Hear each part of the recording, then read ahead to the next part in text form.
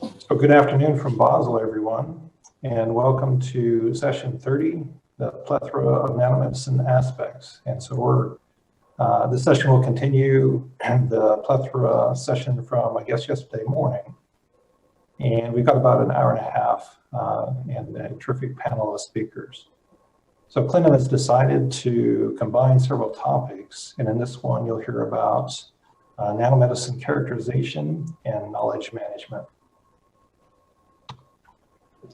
So just a few administrative notes. Each talk will be 10 minutes, and we'll have questions at the end of it. So please hold your questions until 1640, and it's currently 1530 Basel time.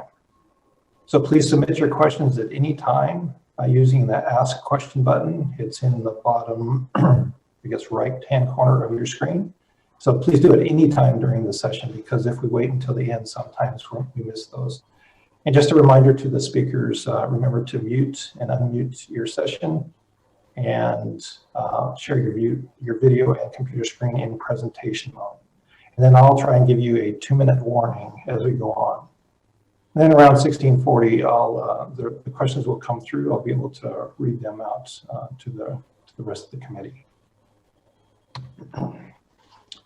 So in this session, we're going to talk about metrology, characterization, and instrumentation, and even regulatory research.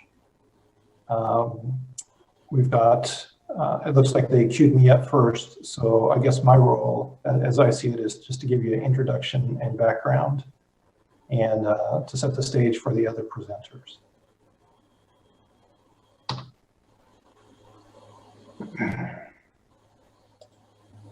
Sorry guys, now I got it.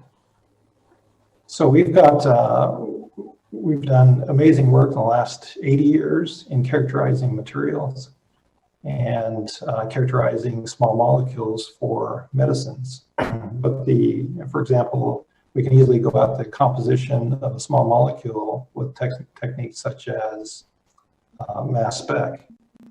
But then if we look at nanomedicine, and the beauty of nanomedicine is that we can engineer properties into and out of the formulation, which gives us a wide variety of flexibility in what we want to do. So for example, we can look at surface functionality if we want to target ligands and targets. We can change surface charge. For example, if we want a neutral particle, the preferred way, or even the positive charge if we want to incorporate nucleic acids. And of course, we can very easily change the shape and size and so forth. And this is not an exhaustive list, because we also have the attributes of drug loading, drug release kinetics, and so forth that we tailor. Well, it's now well established that physical-chemical traits directly influence biocompatibility. So, for example, what you can see here, size is going to influence clearance. Stability will certainly influence efficacy, and purity will influence toxicity. So one can imagine that if you attempted to characterize all of these properties, including the ones on the previous slide of mine, the dossier would be exceptionally large and likely very expensive to undertake. So for example, just going after size, the National Institutes of Standards and Technology has over 80 different methods to characterize size, and that's just for one parameter alone. So to make the burden less, what we do is identify properties that are that either directly or indirectly influence biocompatibility. Those are referred to as critical quality attributes. And by definition, CQAs are either the physical property, the chemical property, or the biological property that directly impact the desired product quality.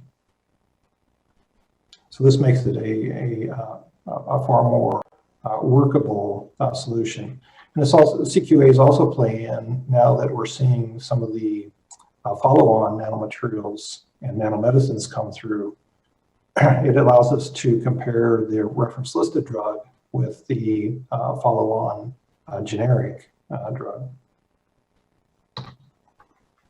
Well, I've attempted to capture this in a slide that I borrowed from Dan Cromlin, which is from the Aesop fable of the fox and the raven. So your eye will immediately go between these two panels and say, what's the difference? Well, you can see things such as hair, leaves, and grass, but we would all be all day if we attempted to characterize these pictures based on the number of grass blades, for example. So what CQAs allow us to do is get to those properties that are germane, in this case, the cheese. The fox wants the cheese. So it helps us characterize not just the API, but those that are very relevant to the formulation and to biocompatibility.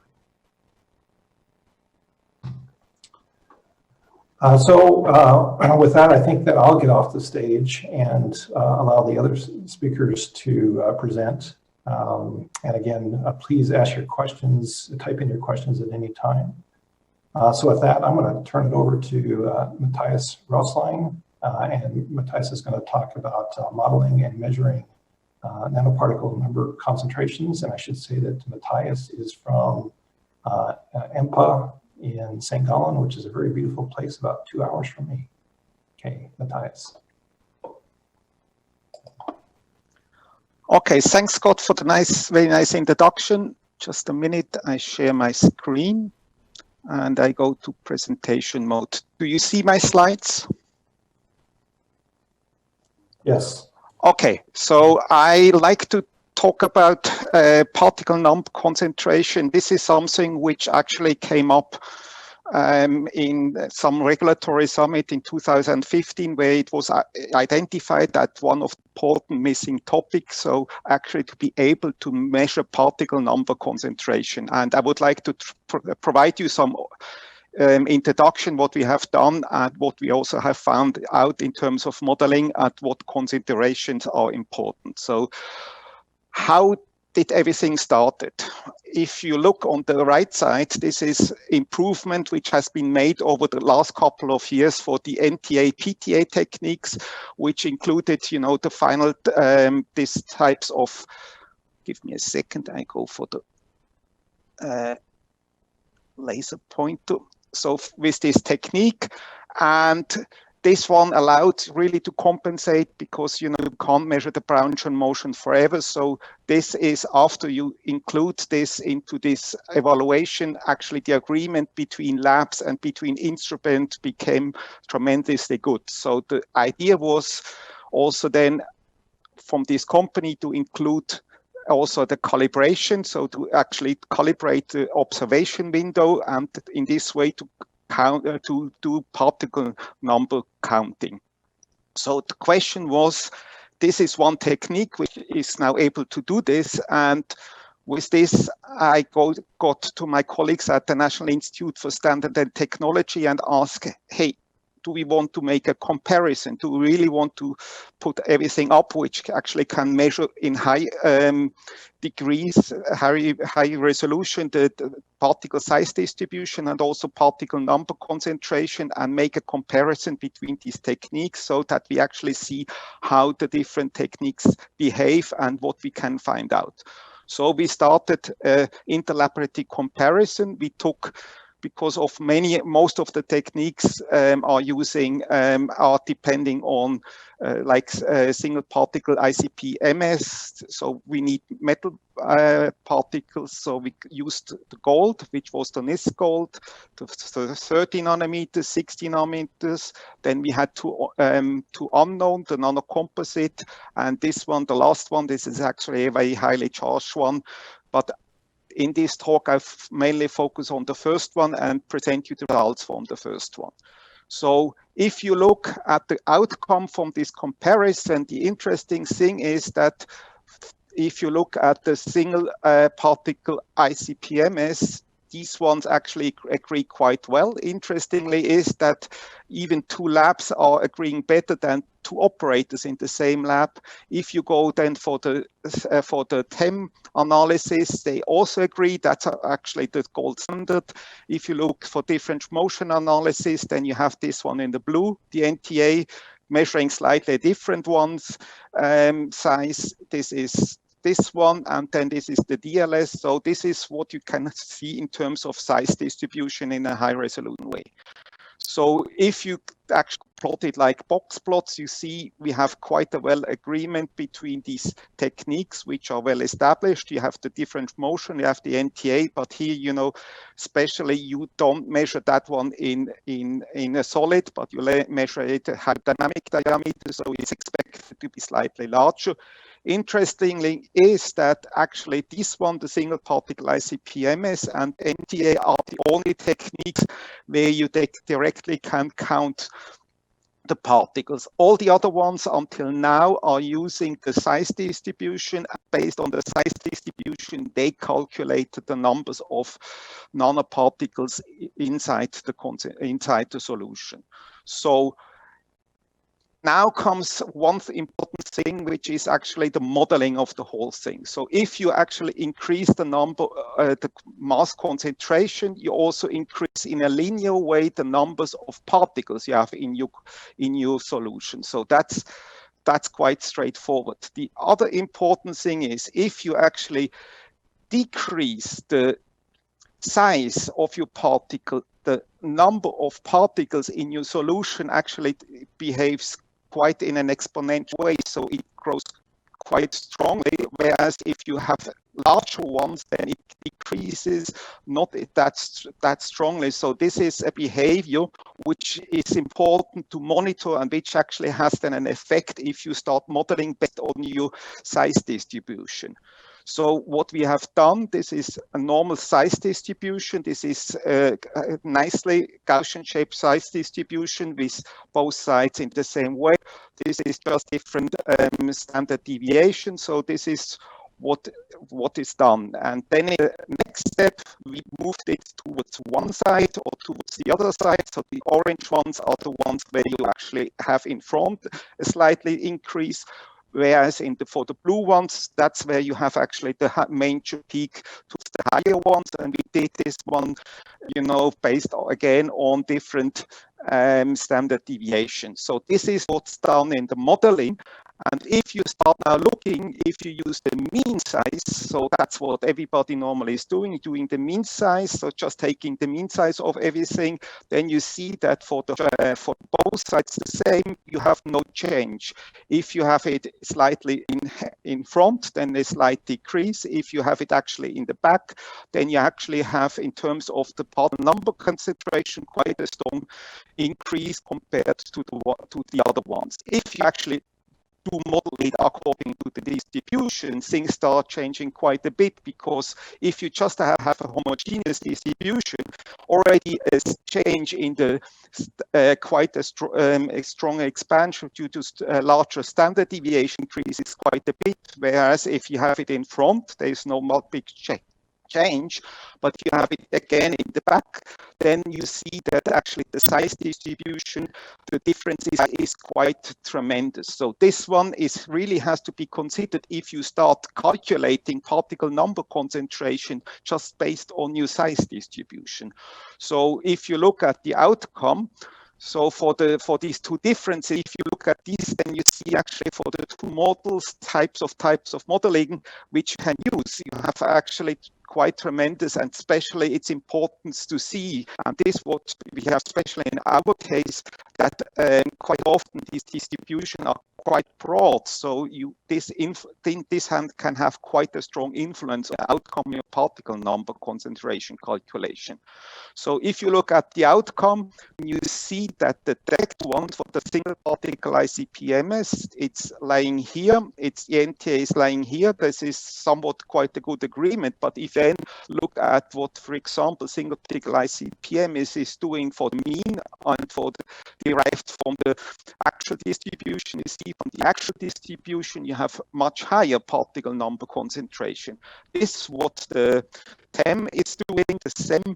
This is for different motion we have actually quite a good agreement. That's what DLS is capable of doing. So you see there is some differences in particle number concentration, and the interesting thing is that actually here we have some differences for single particle ICP-MS between the calculated distribution and the one which actually being counted and being observed. So using size distribution compared to direct counting methods leads to higher particle number concentration. The other way around, direct particle number concentration measurement observe lower particle number concentration. This is just a general trend which we have here observed. If any particle number concentration are estimated on non-spherical particle, then size distribution are dubious. Using size distribution, that's a dubious thing to do because you know, that's what we have seen in our modeling discussion. So if we really want to accurately predict the particle number concentration that's needed so that we actually can have this fun for the interaction with our biological system. So see that the direct counting method has some advantages because here you don't depend actually on the influence on your particle size distribution. So I would like to conclude with my talk. Thank you very much.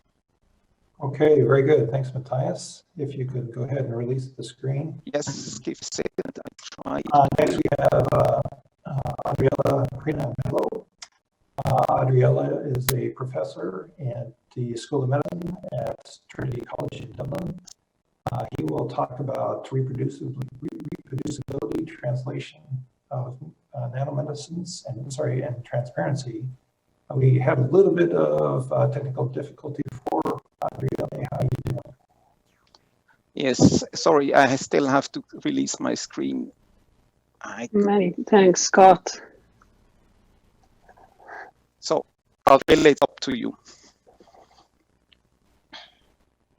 Good, very so good. Many thanks, Scott. It's a pleasure to be here, and it's a fantastic opportunity that today I'm presenting 2 years after the last cleanup, how much we have progressed in tackling, following up on the presentation of Scott and Matthias on the reproducibility and on the aspect of the translational research that is being extensively presented. And the past 3 days have been amazing from the perspective of data and advances that we made. So I'm going to be presenting to you what in the past 2 years the EUNCL, the European Nanomedicine Characterization Laboratory, has presented and the work we have done. And from this perspective, I'm going to straight into the aspect of transparency and reproducibility. And as it was addressed in Nature, in the Nature Focus article, it's all starts with good science.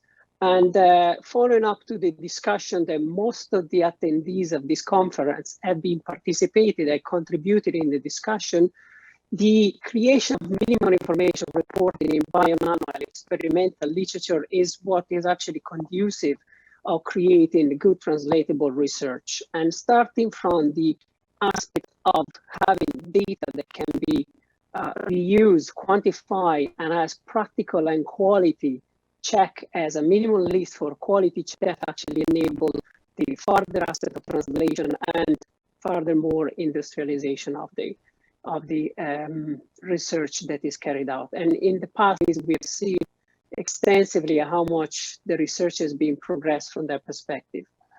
On the issue on transparency and reproducibility, we've been very fortunate and to contribute as EUNCL, and most of the speakers in session have contributed to the contribution on the voice of community. And from that perspective, this is quite important to show the aspect that the EUNCL came forward with the idea of transparency and reproducibility of the data to be presented.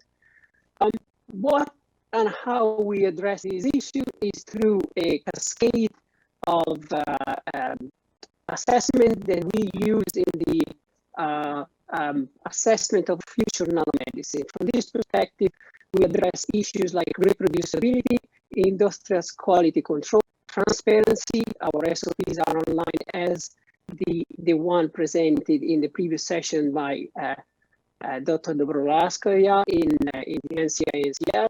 The translational approach has been taken as one of the steps to enable the experimental campaign. The repeatability and addressing the complexity has been also brought forward as a scientific challenge. So that would not be possible to exist as a community without a core discussion.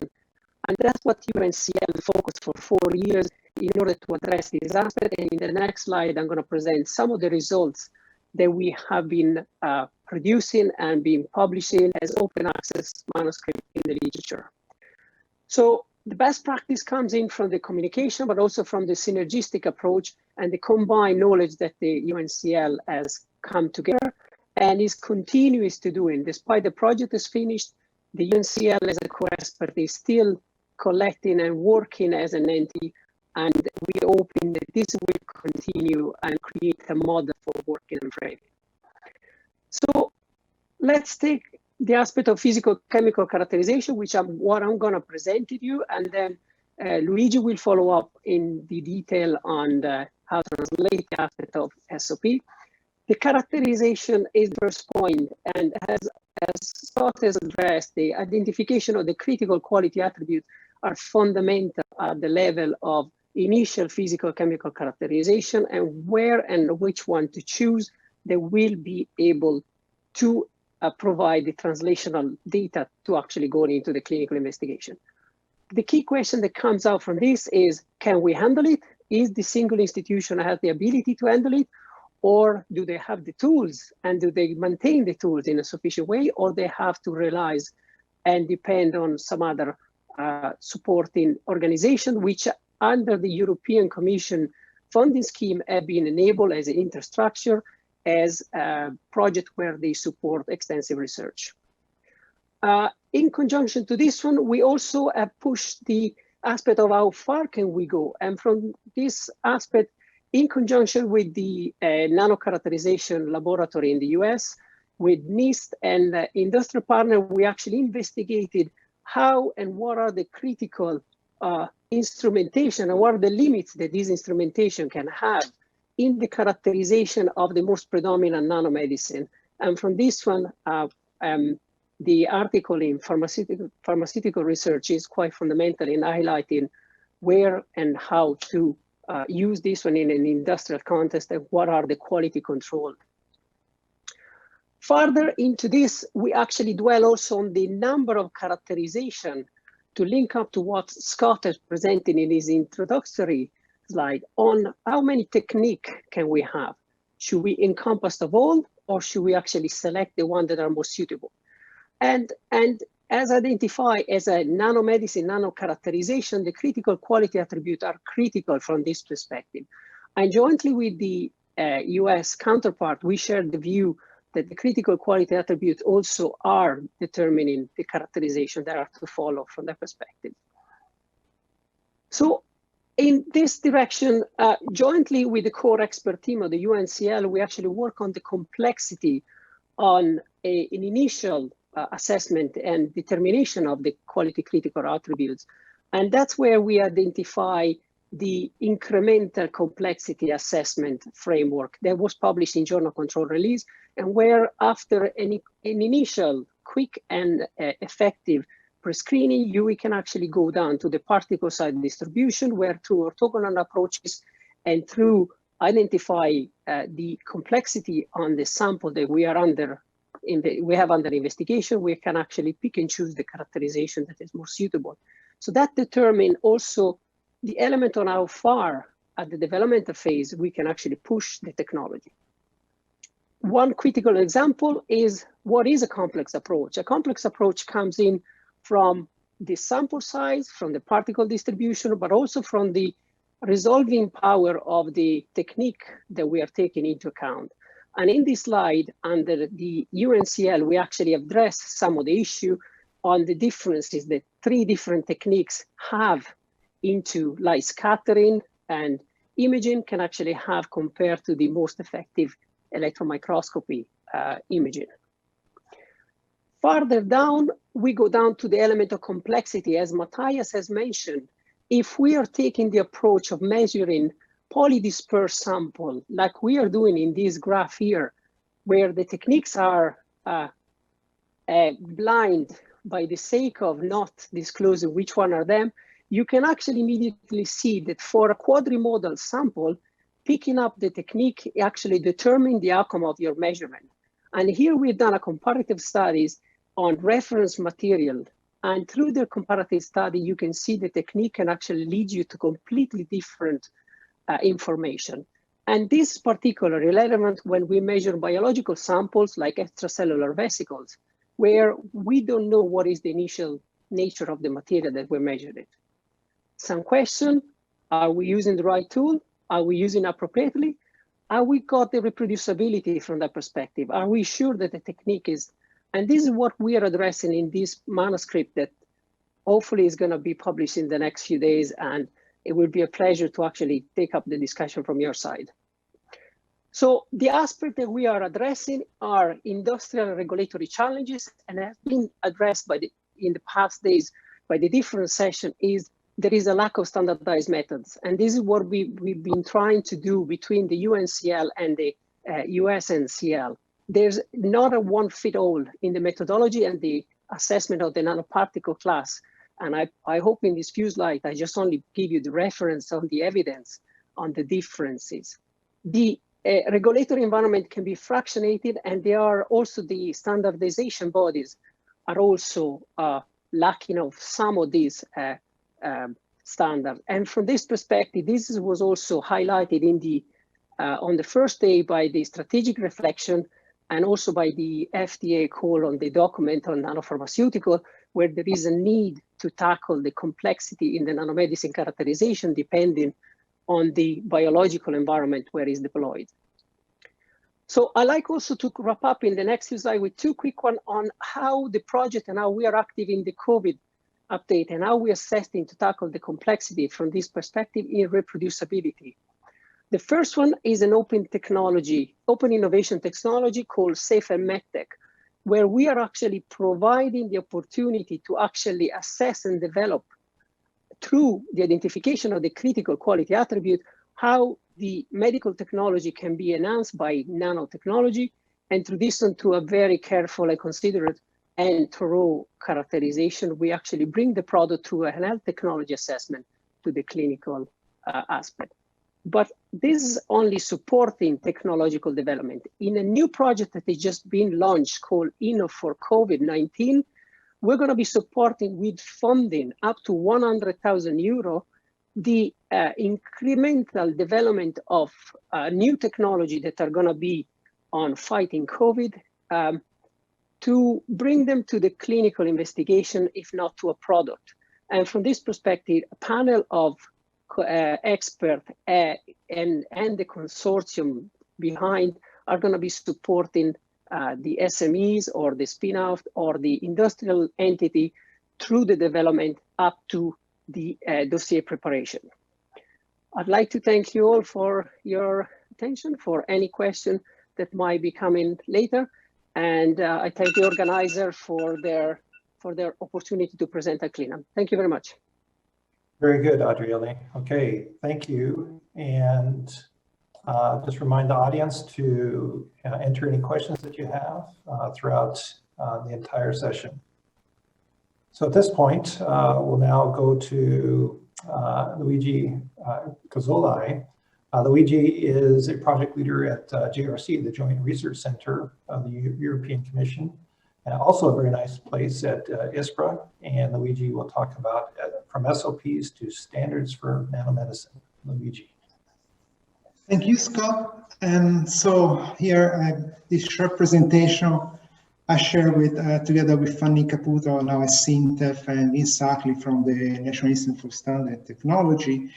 And actually, you, Scott, and Matthias, and Adriele, you had covered part of what I was going to talk as an introduction, so I can skip this, I can go a little bit faster. So basically, here is the whole characterization cascade has been proposed, offered by the European Union Nanomedicine Characterization Laboratory. And we didn't start from zero here. Actually, we starting from the experience of the NCI-NCL. We have something in the last slide to show. and the whole point is here we cover the whole characterization in steps with different type of measurements. Basically here, recalling what Scott was saying in terms of the key properties of nanomedicine, and we try, this is a slide that we have shown several times at this point. But so here we cover what we think the community think they are the key properties of nanomedicine, and we have developed SOP, a standardized measurement, how we are developing for a lot of these different properties. Today, I will go a very quick example based on the size distribution. And so we started inside the EUNCL, so we realized it was very clear from that we needed SOPs that we were covering both physical, chemical, and in vitro toxicity measurements. And each SOP has been qualified internally from the different labs of EUNCL, or when it was not possible, or in some cases, always with orthogonal measurements. And before they were put on the public domain, before they were put to use by EUNCL, they were approved by the quality manager. It actually was Matthias. And here, these are, as Adriele was saying, these are publicly available. Here you can see the web link, and they will stay there for the whole community to use and to develop using those. This is just an example, and this for the tools, first step in the characterization, the pre-screening and the physical chemical characterization, starting from the very simple size, total drug loading, endotoxin contamination, to the physical chemical characterization in terms of particle size distribution, free and bound drug, drug release, and so on. But obviously we have much more than this. This is just to give you an example of what's available on the EUNCL website. So let's see the process that we have followed. I try to sort of give a recipe, if you want, of how we have moved here, and it was already touched by Adriele. So first we start with the internal SOPs. Here is the example of the FFF mouse method development for measuring size and molecular weight of nanoparticle.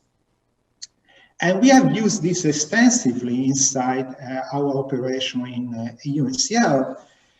Then building on the experience and those methodology, we have repeated with 3 different labs, 3 different platforms, 2 labs from the EUNCL and 1 from the National Institute for Standard Technology. And the publication is just this year on the Journal Control release, where we show what are the performances of this methodology using 3 different labs, 3 different platforms. All the platforms that are available nowadays. And we are going on. We didn't stop there, and now we have a work item, work inside the ASTM organization, where we will develop a new standard test method for analysis of liposomal drug formulation using multi-detector AF4. And then the idea is that we can repeat this. This is a good model that's very efficacious.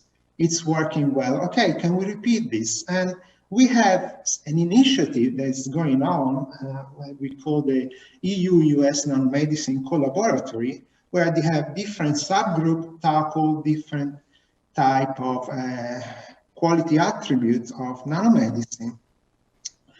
As you can see here, the EU-US Nanomedicine Collaboratory, there are different sub-teams, different leads for each sub-team. So we go from sizes morphology to free bound drug release, chemical composition, zeta potential, transition temperature.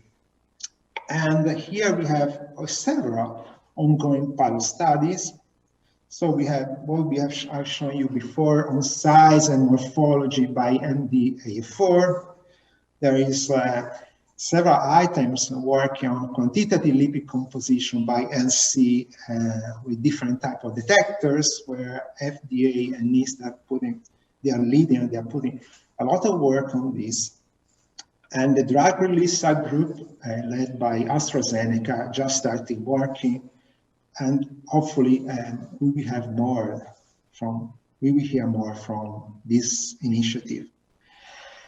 So here I say the first conclusion is that the preclinical characterization cascade has been developed by NCL, and we have sort of refined the use inside the work of the EUNCL. It's there, and it's very powerful, and it's very flexible, and it's working.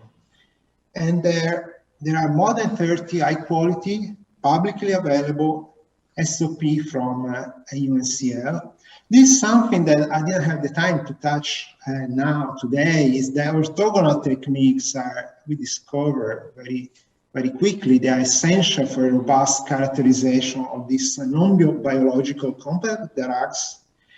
And then we have this harmonization, standardization efforts. They are ongoing. And this is the key point, is the collaboration of regulatory, non-regulatory agencies, academia, and industry. Each one has to come together to move the field forward. This is not the real conclusion, actually. I have something else. I have a question more. And this is the question. Touches what Adriele said, what has been said several times during the meeting the previous day. It's clear. We all have to face the COVID-19 pandemic. And if you look at the big picture, it's that kind of incredible in a sense. The pharma companies have moved incredibly fast. They have shelved a lot of the existing programs, and now they are coming up developing vaccines, antivirals, monoclonal therapies based on monoclonal antibodies against the virus. And it's clear, I remember I heard this from Frank Weichel from FDA, that there's a strong need for measurement standards, and this question comes when I talk with the virologists I'm collaborating with, for example, in the hospital in northern Italy. You can think of the viral load, antibody titers, like characterization on lipid nanoparticle or liposomes that will make the vectors for the RNA vaccines or the adjuvants for the new generation of vaccines. So my question would be, can we develop relevant measurement standards faster? So the pharma companies has been able to move much faster than we were thinking was possible. At least that's what I was thinking, I have to say. Well, we should find a way, I think, to move also faster in developing relevant standards. And how we could do this. Finally, the acknowledgement to all the people that have participated into this and helped into this, you see here, but especially the picture. This picture was taken after we spent 2 weeks at the NCI-NCL lab when we started the EUNCL project, and four of the speakers of this session are present in that picture. So I think it was a very successful initiative, a very successful collaboration that giving a lot of fruits, and will do in the next years. This I'm very sure. And thank you for the attention. Okay, thanks very much, Luigi. Yes, you're making some of us feel old. Speaking of which, for our next speaker, many of us will recall just getting into like dynamic light scattering and the batch mode methods. Now we're into hyphenated modes, hyphenated procedures, where we can connect the various instruments together and get a lot more information out of it than we could just by, more or less pushing a button 15 years ago. Before I introduce him, let me also remind the viewers that you can enter questions at any time during the session. Just type it in click the button at the bottom of your screen, type it in, and we'll get it here. So with that, let me introduce Dr. Florian Meyer. Florian is a group leader at PostNova Analytics in Landsberg, and he will talk about the hyphenated methods. Florian, the floor is yours. Well, thanks for the introduction, and also thanks to the organizers for the invitation and giving me the opportunity to present the latest developments from a joint collaboration between PostNova and Malvern Panalytical in the frame of the ACE Nano Horizon 2020 project. And as you pointed out, I will talk about the hyphenation of flow-fit-flow fractionation with nanoparticle tracking analysis for the characterization of biopolymers in complex biological media. You may think, why do we need to combine those two techniques? Well, what are the benefits of doing so? From a FFF point of view, of course, FFF is still lacking a true particle counting detector. So this is a capability that you receive from the nanoparticle tracking analysis. And what does that mean? You would receive improved capabilities for the analysis of polydispersed samples, for example. And another point that also goes beyond basically the application in nanomedicine is that you can meet regulatory requirements that are posed by the European Commission, especially something that Matthias mentioned already in the beginning of the session when it comes to nano-labeling, for example. What are the benefits from an NTA point of view? Those of you who have worked with NTA already, NTAs sometimes suffer from complex matrix background signals, and this is something that you can overcome by adding FFF as a front-end separation and purification system. So this is a main advantage. What does that mean? This would lead to reduced matrix interferences, and of course would enhance the reliability of the NTA measurements in complex matrices, and would ultimately lead to a better understanding of nanoparticle behavior under in vivo-like conditions. Another point that I will also highlight, it's also mentioned in the title of my presentation, is electrical asymmetrical flow FFF. If you couple this technique to the NTA, you would also get an access to the zeta potential of your sample in the complex matrix. So in order to give you an idea of what FFF or flow-fit-flow fractionation and NTA particle tracking analysis means, just a quick introduction to both systems or both working principles. In flow-fit-flow fractionation, you exploit the interaction between a nanoparticle diffusion and an external force field to separate by hydrodynamic size. And if you have EA4, you can also separate by surface charge. So a combination of both.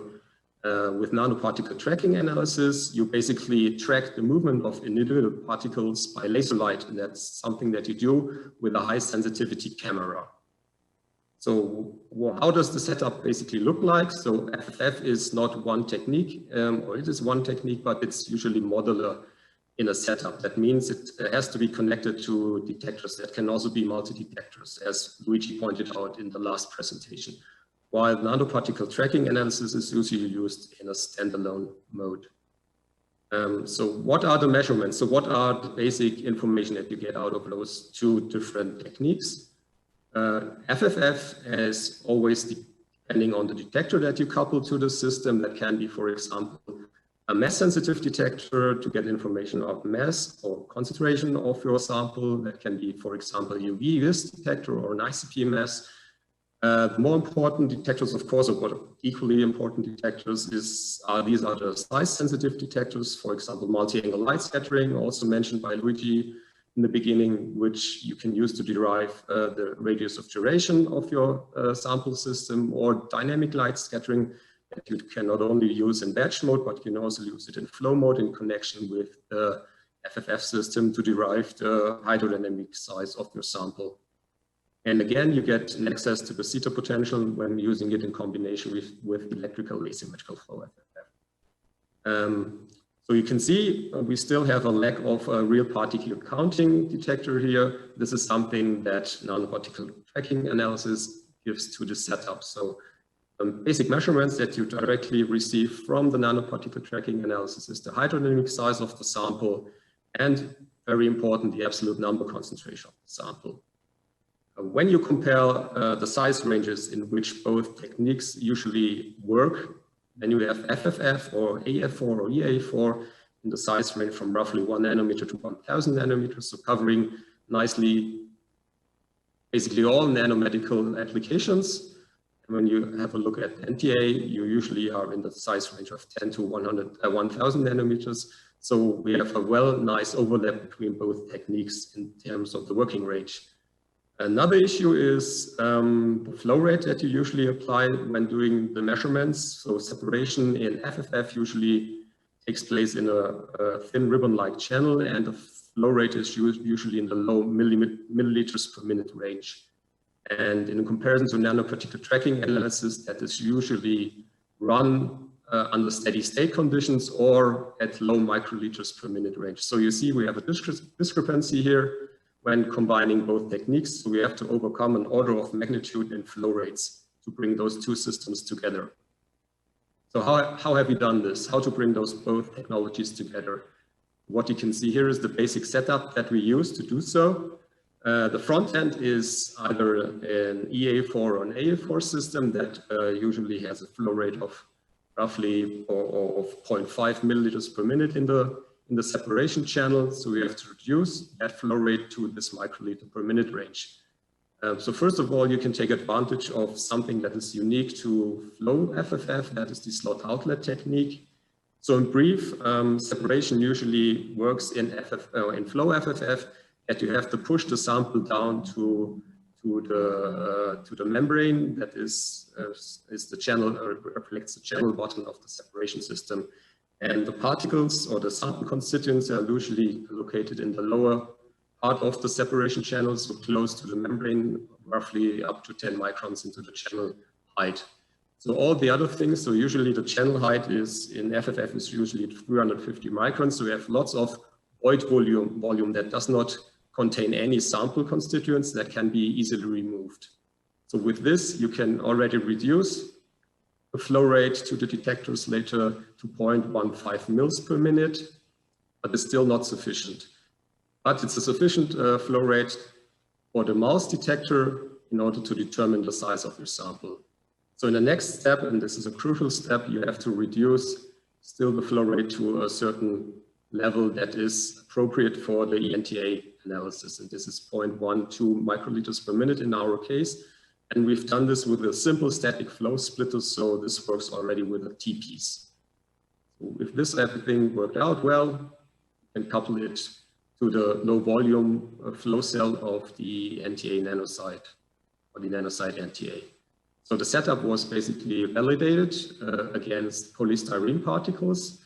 So I won't focus much on that part, but I won't directly dig into the analysis of exosomes. First of all, we used exosomes that were extracted from human urine, and as in, let's say, easy sample matrix, we diluted this sample in ultra-pure water to a concentration of about 10 to the power of 10 particles per milliliter.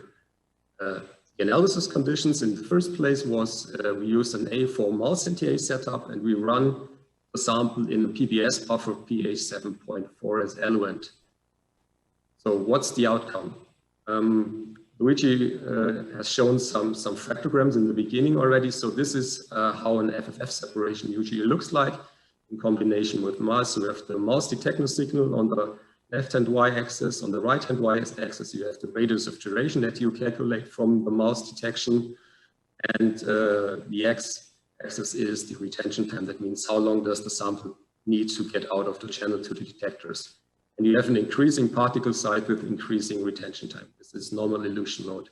What you can see here for two different concentrations, we can nicely separate those exosomes, and we receive a particle size distribution of an RG of roughly 23 nanometers to 100 nanometer. And this is how it looks when you elucidate the NTA data. You still have, we now have a particle number concentration as the left y-axis and the hydrodynamic diameter on the right y-axis. You can nicely see that you still have great separation achieved, as was already indicated, and the hydrodynamic diameter is of the exosome sample is roughly 50 nanometers to 120 nanometers. So this was the basic setup in, let's say, an easy sample matrix to pure water. But what about when we changed this sample to a more, let's say, relevant matrix such as rabbit serum? So we had to dilute the exosomes 1 to 10 in ultrapure water after having suspended it in rabbit serum and used a similar particle concentration. And these are the outcomes. So what you see in comparison to the results that you receive when you use it in a simple matrix, we have lots of smaller serum components that elute before the actual exosomes. So this, what you can see in the red part here, is separates smaller serum components. And again, when comparing the exosome with in ultrapure water with the exosome in this suspended in serum, see that there is no significant change in RG, which might be an indication that we don't have any protein corona being formed. However, mouse is usually not very sensitive to small changes on the surface in terms of size, so this would be a nice tool or a nice thing to further investigate when coupling it to NTA. But first of all, just a quick introduction here. What you can also see already with this setup is that you have a particle background already in the blank serum, something that you would actually expect. So, but coming back to the NTA coupling, as I mentioned, it would be interesting to see if you have any changes in the particle size in terms of hydrodynamic size, as this would be an indication if there's any formation of a protein corona. But we can also see here that we don't see any significant change in hydrodynamic diameter, meaning that there is basically no protein corona, or at least no significant protein corona being formed during this experiment. So that's just as an intermediate conclusion of the results here. We can measure exosomes and size them appropriately, both in easy and complex matrix with AF4 mouse and TA. So moving on to liposomes, which are, well established as drug carriers in nanomedicine. We use liposomal doxorubicin hypochlorite as our sample. We diluted it first in the easy matrix, which is 0.5 millimolar sodium chloride, and the more complex matrix which is DNEM, plus 10% FCS.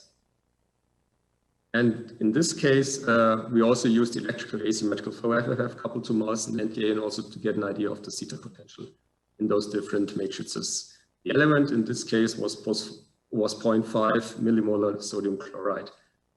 And this is the result for the EA for mouse in the first place, in order to figure out if we see any differences, again, with regard to protein corona formation in both matrices. You don't see any significant changes between the two matrices that were used with regard to the RG of the doxorubicin or the liposomal doxorubicin. Again, this might not be sufficient to use only mouse for this kind of investigation. So again, moving on to the NTA analysis, both to get the particle number concentration and the hydrodynamic diameter, which for sodium chloride was in the range of 64 to 96 nanometers. And moving on to DMEM, we see that we're basically in the same range. And again, we don't see any point of, let's say, protein corona formation, which would significantly enhance the hydrodynamic diameter of liposomal drug here. As I pointed out in the beginning, zeta potential changes might be an indication that something's happening on the surface of the sample. So we had to look into this part here. So using EA4.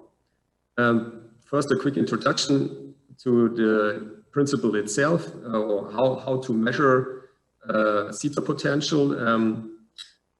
The experiment itself is run just like in AF4, but you apply different electrical fields across the separation channel over time. And with the application of different electrical fields, you induce a retention time shift of your sample depending on the surface charge properties of the sample. And this is something that you can see here. So you see the shift in retention time depending on the electrical field that you apply.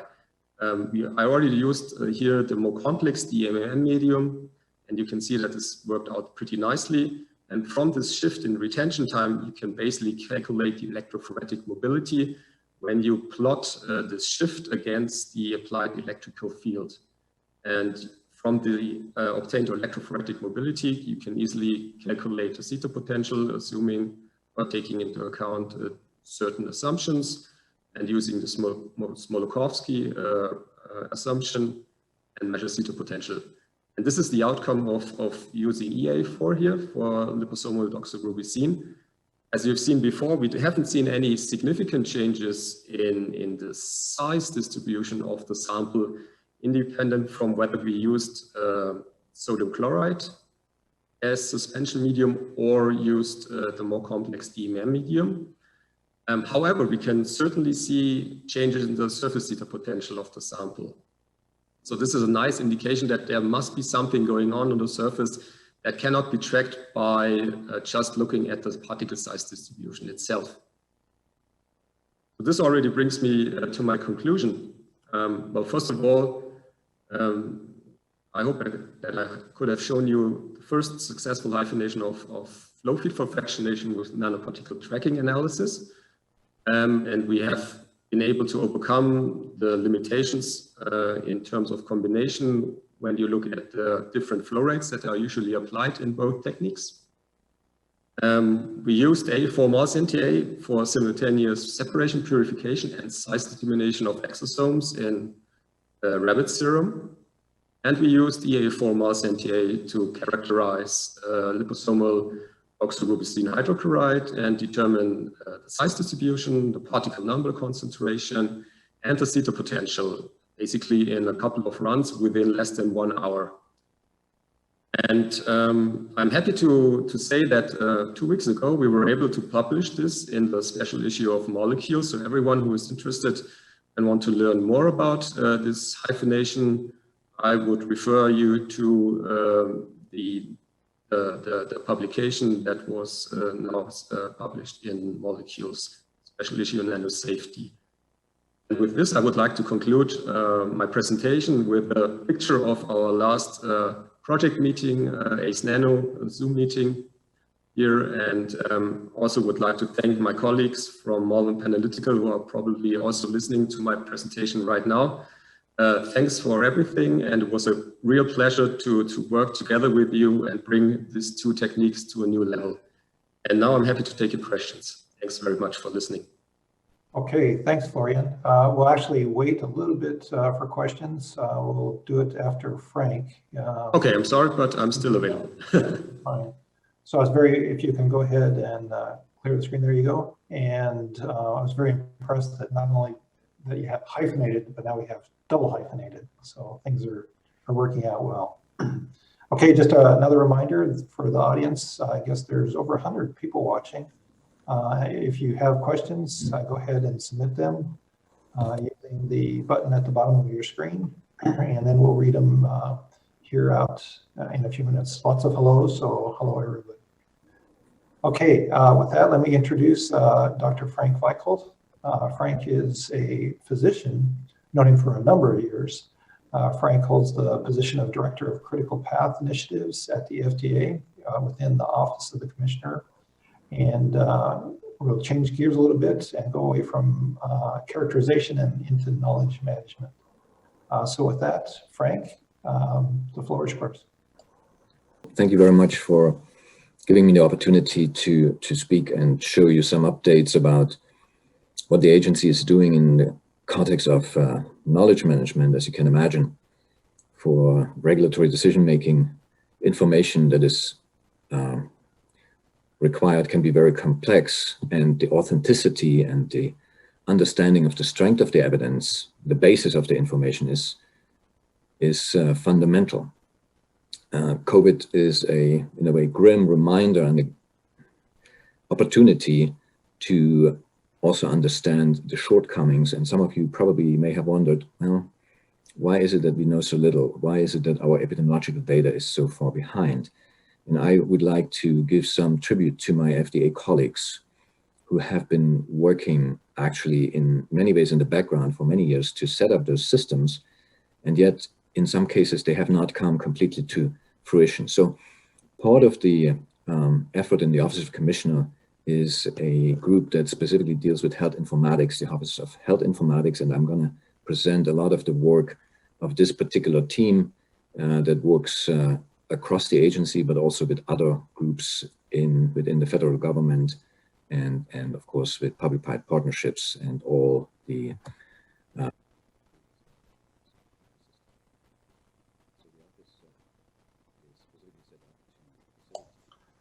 Sorry, Frank, we lost you, at least for voice.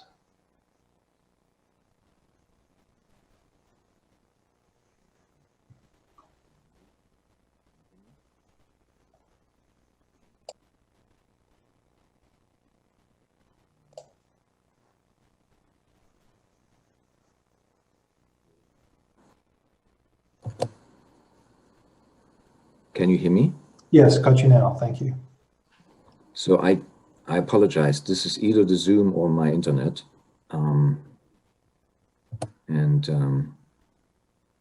I hope it's holding up. So again, here the Office of Health Informatics, specifically focusing on setting up those systems that serve FDA and all the stakeholders. Now,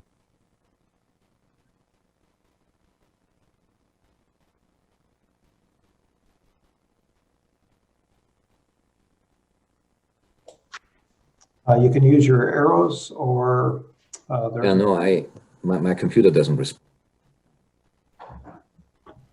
We serve, of course, to empower patients, support international harmonization, engage experts and collaborators with the ecosystem, including the government. And we also work in a scientific way in all regulated industry that we serve, because that's part of our responsibility. Here I'm listing some of the different projects that I'm going to briefly talk about. One of Precision FDA, structured labeling, global substance registry, international data exchange and terminology standards, visualization tools, knowledge,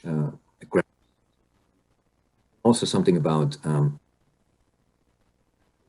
processing, a program that we have and utilize called Shakespeare. And one platform that unfortunately is not active right now is called Healthy Citizens. It's a platform, as I will explain, that serves the dialogue between people, patients, and the regulatory agency. Precision FDA provides scientists and researchers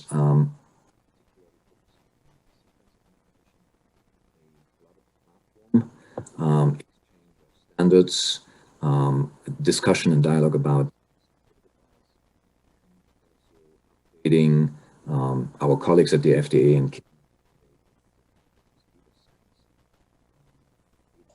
and from just sequencing information into other precision medicine approaches. That, of course, as you know, is taking time. Rome hasn't been built in one day. And so we are working for years to set up these systems to interact with the public. Another project that I would like to show here is the structured product labeling. It's an ANSI, accredited international data exchange standard that enables product and facility information. As you can imagine, it's very important to understand where is something made, Where does it come from? How much was it that is made? And ideally, we will soon encourage the ecosystem to include lot information into the product information so that the agency also can understand issues that are specific to a particular manufacturing site or any shortcomings when it comes to the supply chain. The Global Substance Registry you probably have heard about is an international standard to curate and provide scientific data about the product. And this system creates the unique ingredient identifiers that we use to track the products.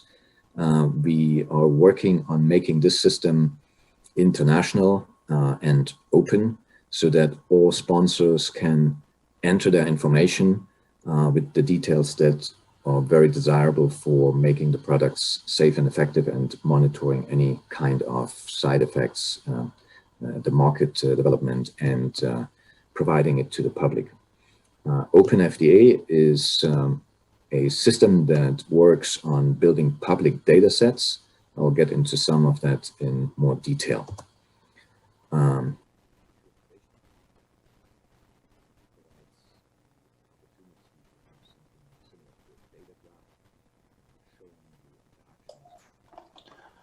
Frank, unfortunately, you're broken, and we've got about 2 more minutes. If you could hear us, if you're hearing us, please go ahead and wrap up.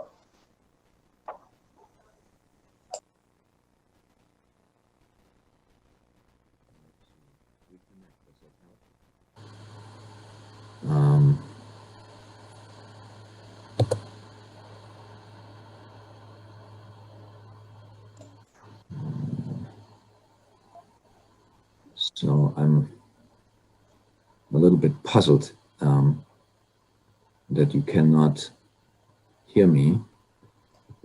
Hear you now, yes. Okay. Can you see the screen? We can see the screen. It's highlighted projects. Okay. I wonder if I could trouble you to go ahead and wrap up. All right. Sorry about that.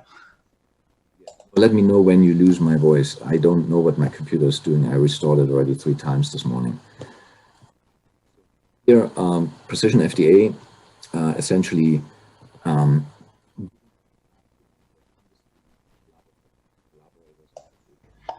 Yeah, Frank, we lost you again as far as voice. I think maybe what's best is if we go ahead and take questions, and feel free to elaborate after questions.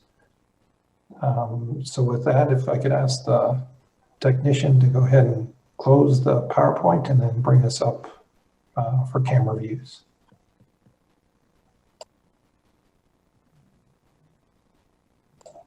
Okay, well, today you heard, or for this session, you heard from investigators from academia, you heard from small businesses, SMEs, and you heard from government labs and regulators.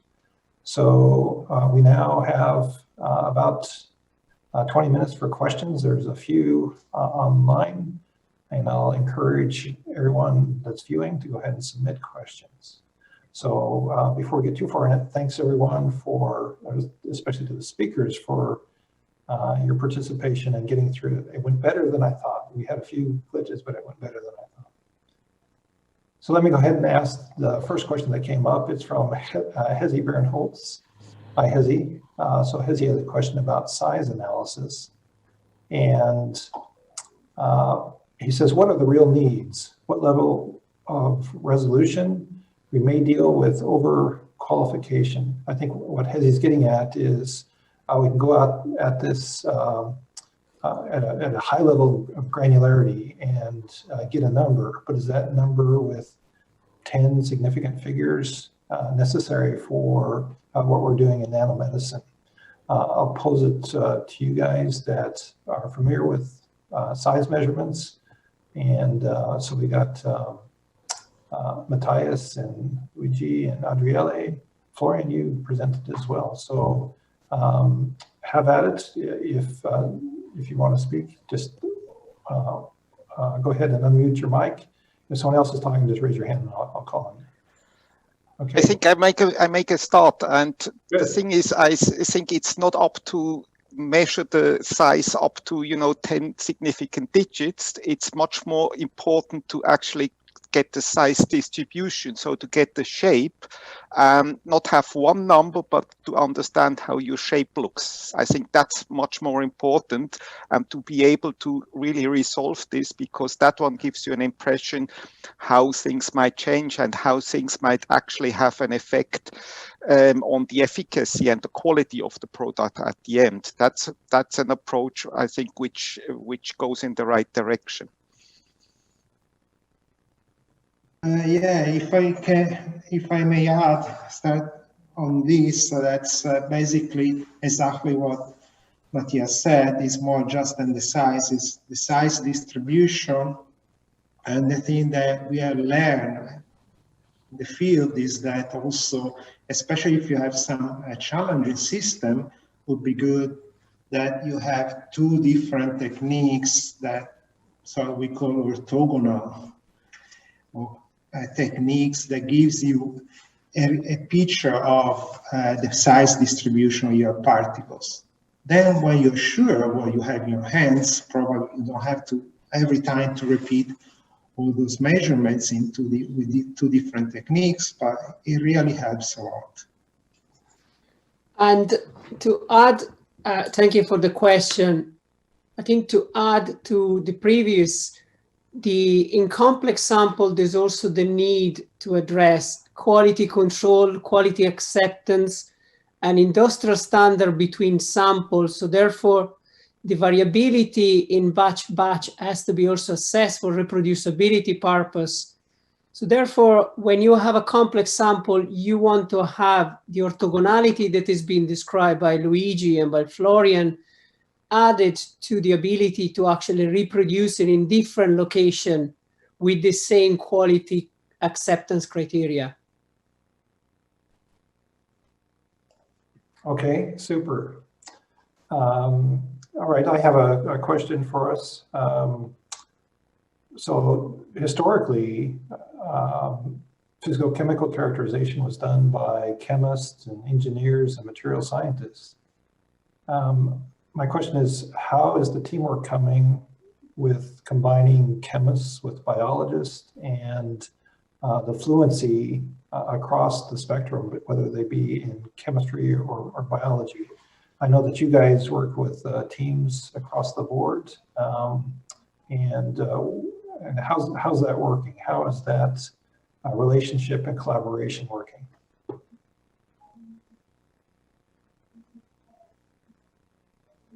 Florian, let me go ahead and talk with you, or ask you. I can start. Okay. I think. Luigi, go ahead. Scott, I think you gave the line. We learn. I have to say that we learn from you guys when we spent that time at NCI-NCL. No, yeah, I think in the EUNCL, in our project, we had this core expert team where the people doing the measurement, we were meeting regularly, as you did. And this is really, from my point of view, really the key point, is that people doing the measurements, but then discussing together with the all, I said, the chemists, the material scientists, the biologists. It's not that everybody has to be an expert in what you're measuring, but it's really, really good that everybody knows and understands the basics, the principles and the problems of the different measurements. Yeah. May I need to add something, and this is also when it comes to, let's say, planning of the experiments, a very important issue, because sometimes, at least when we work with biologists, toxicologists, and so on, they have a different mindset of what the outcome of the experiment will be. And we, as a, let's say, analytical chemists, we need to adapt to those things that they want to know. And we sometimes have also to educate them that something is not that easily possible, and that's the outcome. And we have to then adapt the experiment to the needs that they actually wanted to know. So this is really a part of this multidisciplinary thing that is essential to bring this field forward.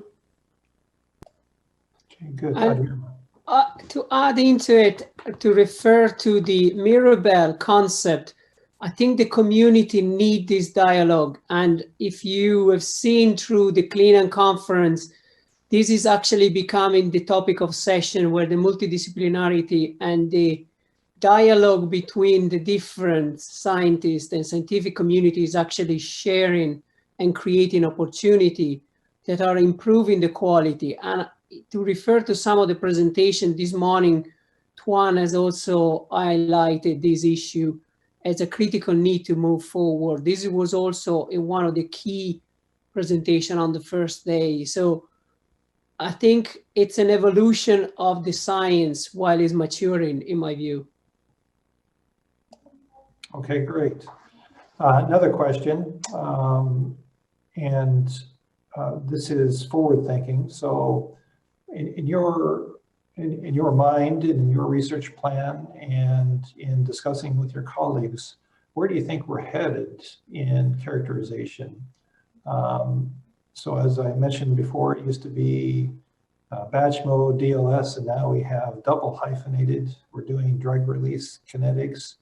What are some of the things that, if you can share, that you're working on, and some of the gaps that you would love to do if only the technology exists? What would some of those be?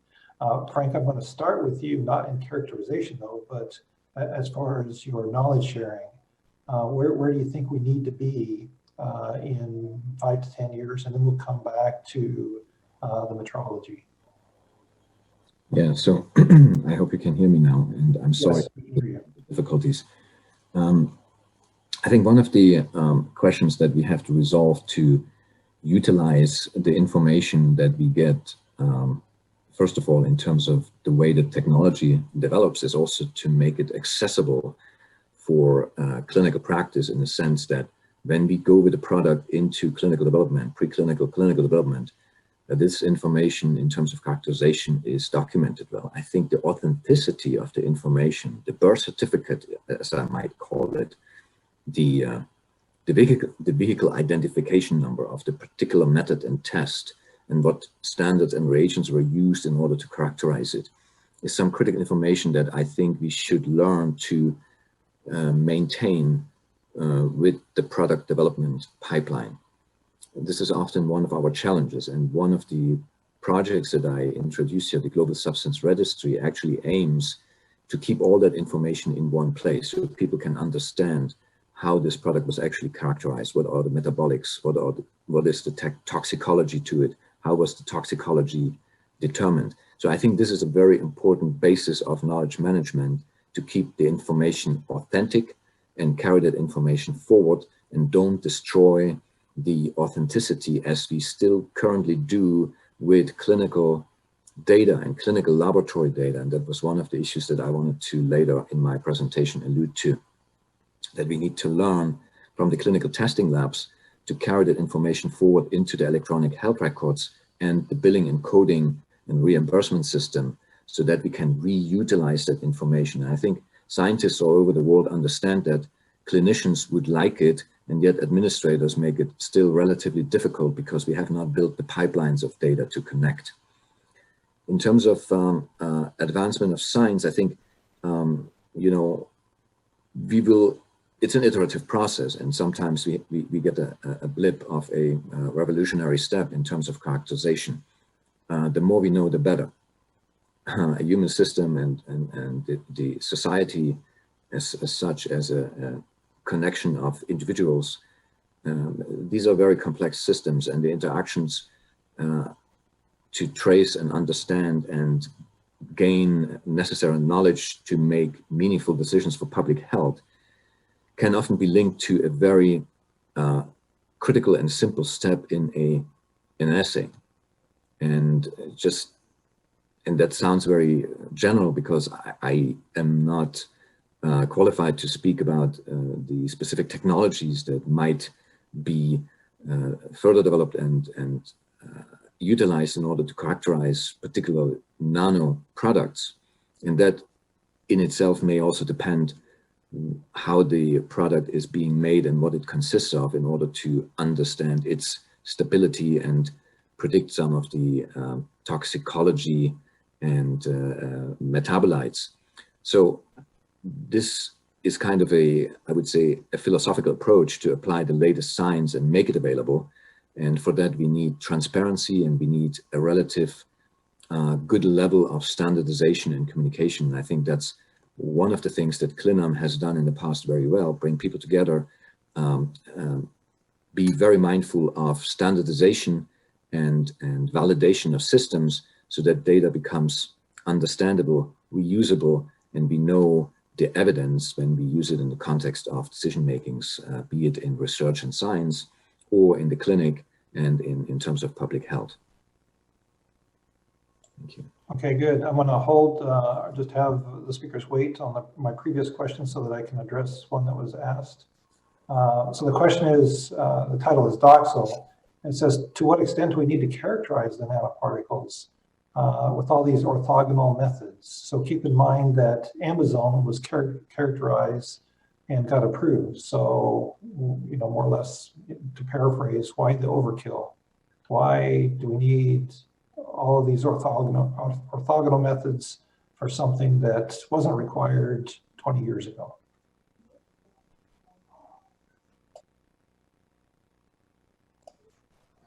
I can give it a go, and I think is to address the aspect of biosimilarities and product compliance between the different sites.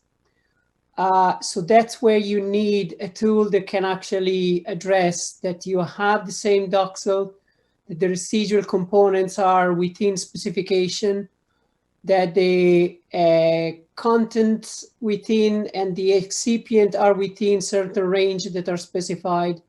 So in my view, is an important aspect that has to be addressed.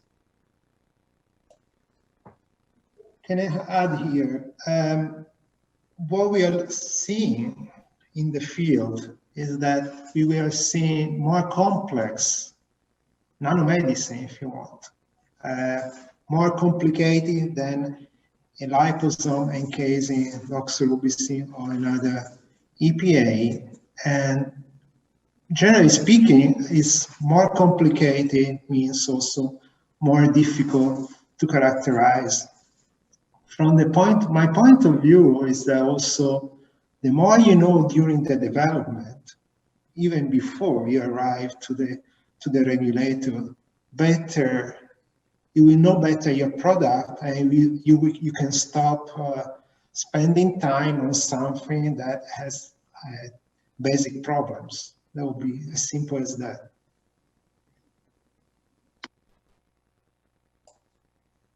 Okay, great answer. I really liked what you guys said. So it's for comparison, especially the follow-ons and the generics, and it's also for the more complicated nanoparticles that are coming down the road. Okay, we've got just a few more minutes. Let me come back to my earlier question of what's in the future for characterization. Where's the gaps? Just maybe a minute each, and then we'll wrap up. So Matthias, let me start with you and then just go around the room. I think the gaps really is in terms of a combination and also to get a better understanding. For example, we had one case where we actually used 6 different techniques and all gave us different answers, but these different answers were needed to actually characterize that particle. And so I think it's a combination of these and the understanding of this combination which will lead us to more and better nanomedicine in the future.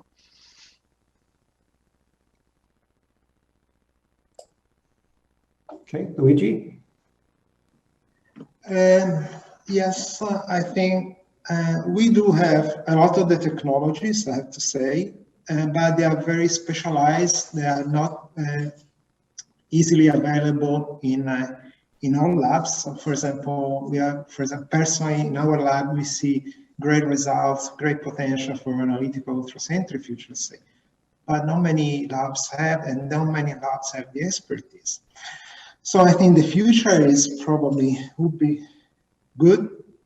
It's essential to have facilities where everybody can access, and for example, very specialized measurements.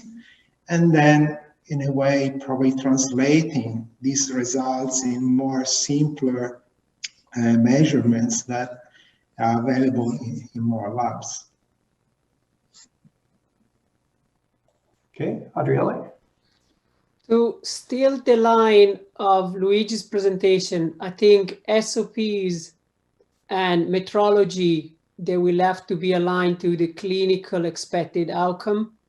And from that perspective, the metrology has to provide the sufficient support to have standard that we could measure against, especially in light to the expected outcome from the side of the clinical outcome.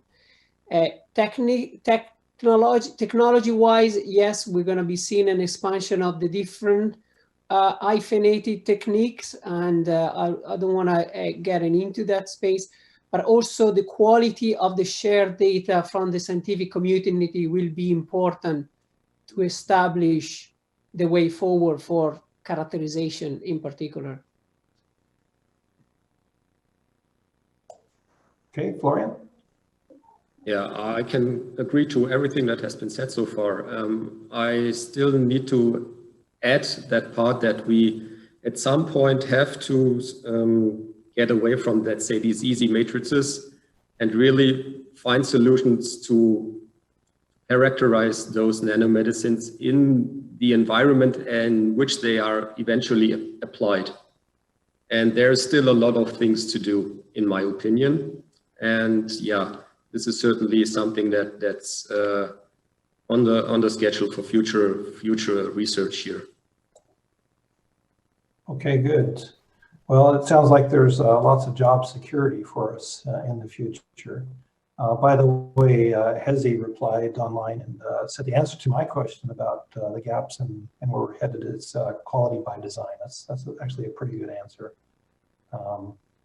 So, okay, well, I was just sitting here looking at you guys on the screen and I realized that we're spread out across 5 countries and doing a Zoom call, it actually went very well. I thought it wouldn't quite go so well. So let me personally thank you for participating and preparing and sticking within the time and for contributing. So, and also thanks to CLINAM for helping us organize this session. So with that, I think we have to return to the plenary, and thanks everyone who viewed. Okay.